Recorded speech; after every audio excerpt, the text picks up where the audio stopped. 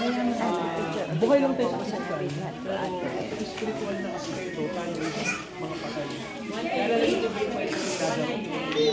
Nakapakinig ba kayo ng si Jesus bumuhay ng patay? Tatlong araw na nakalibig. Di ba na tinawag lang ng Jesus, sabi niya na Lazaro lumabas ka. Lumabas sa libingan. Di ba? Alam niyo ba yung kwento ni Lazaro? Kwento po natin na kapag tayo ay wala pa sa Diyos at tayo ay hindi pa naririnig ang salita ng Diyos, tayo ay mawakay. Walang buhay sa atin. Kaya sabi ng Bible, kapag tayo ay namatay ng mga makasalanan, patay, ibig sabihin patay tayo, saan ba pupunta ang mga patay? Hindi sa kamatayan din, no? Kaya po, sabi ng Bible sa atin, ang kabayaran ng kasalanan ay pamatayan.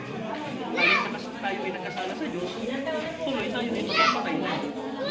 So, hindi natin hinihintay na ang tao ay mamatay at ilibing, no? Ngayon pa lang po, kapag wala tayo sa Panginoon, patay na tayo. Kaya ganito, anong paraan ng Diyos para tayo po ay mamatay? Di ba tatay, nang tawagin ni Jesus ang patay na buhay? Kaya pag tinawag po kayo ng salita ng Diyos, tatay, anong mangyari? Anong pwedeng mangyari? Diba? Mabubuhay po kayo, tama? Kasi po ang salita ng Diyos, ang bumubuhay nagpatay, no? Pag ang Diyos po ay nagpahayag, pag siya po ay nagsalita, mangyayari po. Alam niyo po panalangin ko sa inyo, mag-born again kayo. Kasi tatay, ang sabi ng born again, mga patay na nabuhay, no? Isang patay na muling nabuhay. Ibig sabihin, dati kang bangkay natin, no? Nang tanggapin mo si Jesus, ang buhay mo, nakinig ka sa kanyang salita, mula sa libingan, kahit nabubuhay ka na, at pagbubuhay ka, no? Pag pumasok ang Diyos sa'yo, mabubuhay ka. Di ba si Lazaro ngayon siya nabubuhay kasi pumasok ang Espiritu ng Diyos, ito lang siya. No? At pumasok ang buhay. Kaya may tanong ko tatay, gusto niyo itong mabubuhay sa mga patay? Gusto niyo? Siyempre. Di ba?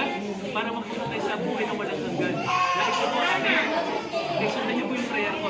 Isundan niyo po. Sige tayo. Sabihin natin, Panginoong Jesus, ako po'y makasalanan. Tinawag niyo po kami mga patay. Panginoon, ayaw po namin manatiling patay. Kaya po, tulungan niyo kami. Patawarin niyo kami sa aming mga kasalanan. Linisin niyo kami. Panginoong Jesus, tinatanggap ka namin na aming Panginoon at tagapagligtas. Pumasok kayo sa amin. Tanggapin niyo kami. Patawarin niyo kami. Baguhin niyo kami. Salamat po sa inyong awa sa amin. Sa pangalan ni Jesus.